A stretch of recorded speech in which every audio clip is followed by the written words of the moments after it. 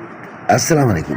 Gold کے trading کو آج سمجھنے کے لیے ہم یہ چارٹ سمجھتے ہیں.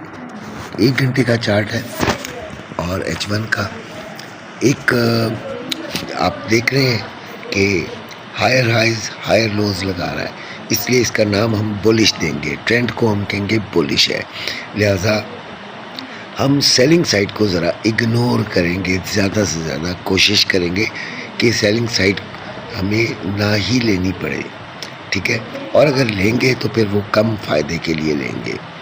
اب رہی بات بائنگ سائڈ، کہاں سے ہم بائنگ کو پریفر کریں گے، تو اس کے لیے آپ یہ دیکھ رہے ہیں کہ اس وقت جب یہ 89 پہ ہے تو یہ اس کا ایک ایسا لیول ہے کہ یہیں سے اس کو اوپر اٹھنا چاہیے.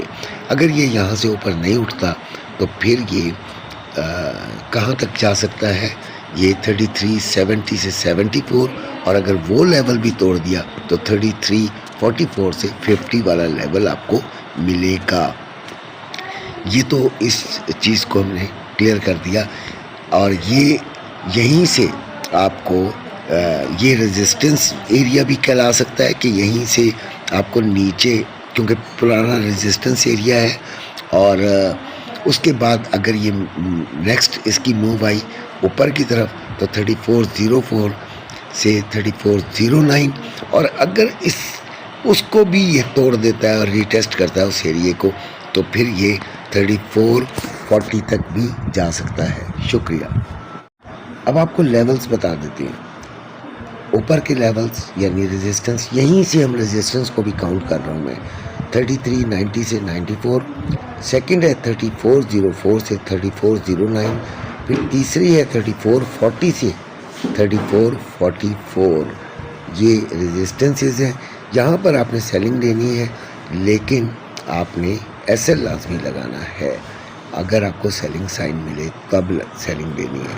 اب آگے سپورٹس آ گئی جناب. 33.70 سے 74 ویری اسٹرانگ سپورٹ بائنگ کے لیے ہے.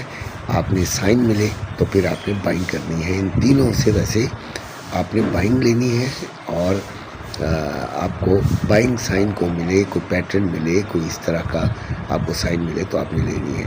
دوسری سپورٹ ہے 33.44 سے 50، اور تیسری 33.22 سے 16. اب آج کے امپورٹنٹ ڈیٹاز کی طرف آتے ہیں. تو فوریکس فیکٹری سے آپ نے ڈیٹاز لینے ہیں. 5:30 پر پریلیم جی ڈی پی نمبرز ہے، ویری امپورٹنٹ. اور پھر دوسرا ہے 5:30 پر ہی یو ایس اے کا ان امپلائمنٹ کلیمز، پھر U S A prelim G D P price index, اور پھر U S A pending home sales numbers ہیں.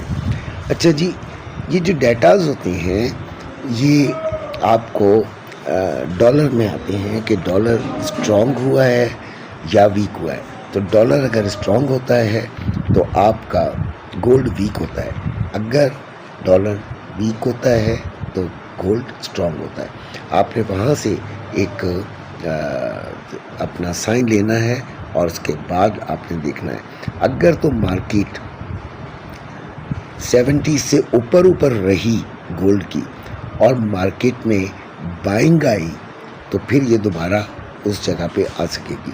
لیکن اگر سیلنگ آئی تو پھر ایک بڑی سیلنگ آپ کو مل سکے گی. لیکن